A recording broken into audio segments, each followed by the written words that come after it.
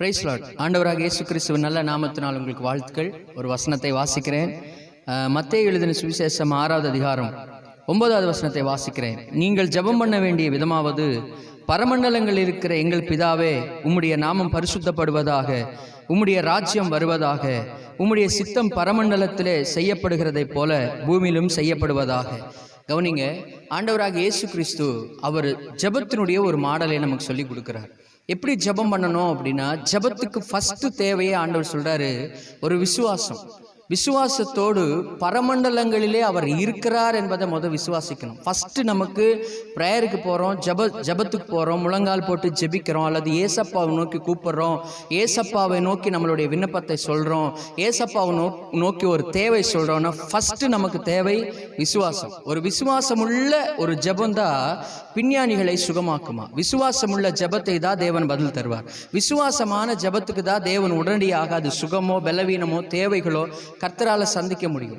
ஏன்னா வசனம் சொல்லுது எபிரேயர்ல, விசுவாசம் இல்லாமல் தேவனுக்கு பிரியமாய் இருப்பது கூடாத காரியம். விசுவாசம் இல்லாமல் பிரியமாக இருக்க முடியாது.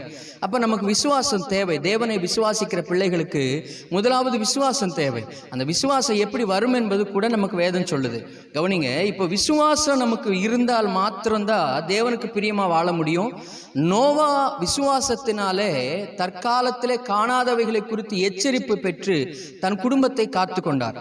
அந்த விசுவாசம் இருந்தாதான் அந்த நோவா தன்னுடைய குடும்பத்தை காத்து கொண்டார். அந்த விசுவாசம் இருந்தாதான் செத்து போன கற்பத்தை கூட தேவன் உயிர்ப்பித்து சாராளுக்கு ஆபிரகாமுக்கு வானத்தின் நட்சத்திரத்தை போல ஒரு சந்ததியை பிறக்க செய்தார். அந்த விசுவாசம் இருந்ததுனாலதான் மோசே பாவ அனித்தியமான சந்தோஷங்களை விட்டுட்டார். இன்னைக்கு விசுவாசம் நமக்கு இருக்குமானா குடும்பத்தை காப்பாற்றிக் கொள்வோம். செத்து போனவைகளை கூட உயிரோடு எழும்ப செய்யறதுக்கு நாம் ஆராதிக்கிற தேவன் உண்மையுள்ளவர். அதே போல விசுவாசம் நமக்கு இருக்குமானா பாவத்தை விட்டு கூட விலகிடுவோம். பாவம் செய்யும் போது கூட நமக்கு ஒரு உணர்வு வரும், என் தேவன் பரிசுத்தம் உள்ளவர், என் தேவன் உண்மையுள்ளவர், என் தேவன் இந்த பாவத்தை விரும்புகிற தேவன் அல்லங்கிற ஒரு பயம் நமக்குள்ள வரும்.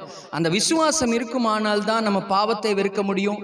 இந்த உலகத்தில் ஒரு ஜெயமுள்ள ஒரு பரிசுத்தமான ஒரு வாழ்க்கை வாழ முடியும். விசுவாசத்தினாலே அவர்கள் ராஜ்யங்களை ஜெயித்தார்கள். விசுவாசத்தினாலே சிங்கங்களின் வாய்களை அடைத்தார்கள். விசுவாசத்தினாலே இந்த பூமியில வாழும்போது பரதேசிகளாய் வாழ்ந்தார்கள். அதுதான் ஆண்டவராக இயேசு கிறிஸ்து இந்த இடத்துல ஜெபத்துக்கு போகும்போது ஃபர்ஸ்ட் சொல்றாரு, பரமண்டலங்களில் அவர் இருக்கிறார் என்பதை விசுவாசிங்கன்னு சொல்றாரு. இப்போ ஒருவேளை எனக்கு விசுவாசம் வரமாட்டேங்குது, நான் ஜெபிக்கிறேன், நான் ஆண்டவர்கிட்ட ஆசீர்வாதத்தை பெற்றுக்கொள்ள விரும்புகிறேன், ஆனால் எனக்கு விசுவாசம் வரமாட்டேங்குதுன்னு இந்த வேதத்தில் சொல்றார் ஆண்டவராக இயேசு கிறிஸ்து.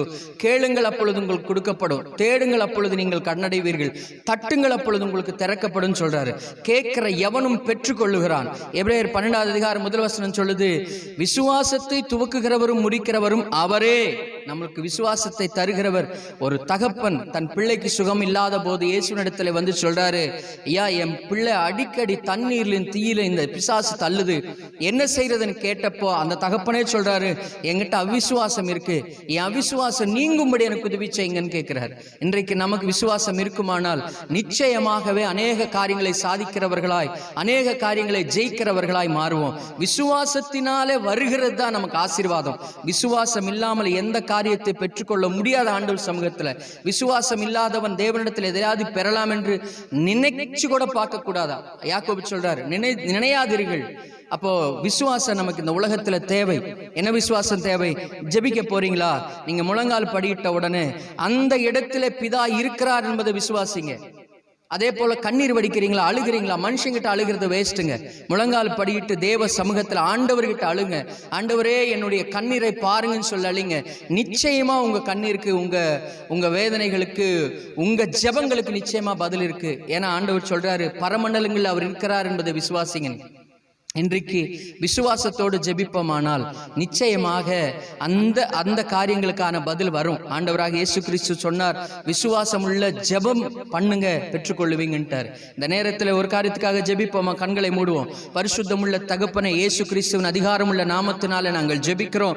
விசுவாசம் உள்ள ஜெபத்திலே அநேக காரியங்களை பெற்றுக்கொள்ள முடியும். இதோ இந்த நேரத்தில் எங்களுக்குள்ள விசுவாசத்தை தருவீராக.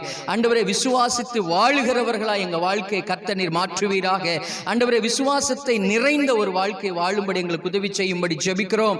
ஆண்டவரே எங்க அவிசுவாசங்கள் எல்லாம் எங்களை விட்டு நீங்கி போகட்டும்.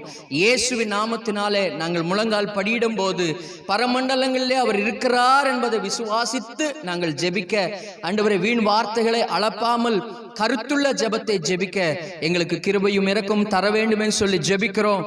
உம்முடைய கரத்தில் எங்களை ஒப்பு கொடுக்கிறோம். இயேசு கிறிஸ்துவின் நல்ல நாமத்தில் ஜெபிக்கிறோம் நல்ல பிதாவே. Amen, amen. Praise Lord. God bless you. கர்த்தர் உங்களை ஆசீர்வதிப்பாராக. ஆமென்.